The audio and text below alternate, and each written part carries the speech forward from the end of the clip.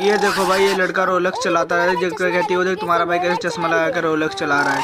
कहता है कि फिर देखो भाई इसके पास ही आते हैं, कहते हैं अरे भाई तू यहाँ क्या कर रहा है। कहते हैं कि भाई मैंने ये रोलेक्स खरीदा है इसलिए मैं इसे चलाना सीख रहा हूँ। फिर कहते हैं कि नीचे आ। भाई ये देखो इसे नीचे उतारता है, इसको फिर एक लपड़ मारता है। कहता है मैं कहता हूँ तू नशे मत करा कर, तू पागल है। ये देखो भाई फिर ये कहते हैं भाग, इसे भगा देते हैं। फिर ये चले जाते हैं यहाँ से घूमते घूमते। ये देखो भाई ये इनके रास्ते में जाके बाइक खराब हो जाती है।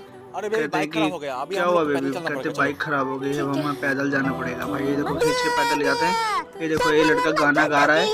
फिर ये देखो जब तक ये आ जाते हैं कहते हैं कि अरे भाई तू यहाँ क्या कर रहा है। कहते भाई मैंने ये रोलेक्स बेच के मैंने थार ले ली है। ये देखो भाई कहते हैं कि मेरी गाड़ी खराब हो गई है। कहते कोई बात नहीं, तू मेरी गाड़ी ले जा, मैं तेरी गाड़ी धक्का मार के घर पहुँचा दूंगा। ठीक है भाई। ये देखो भाई ये गाड़ी ले लेता है, इसको धक्का मार कर ले जाता है।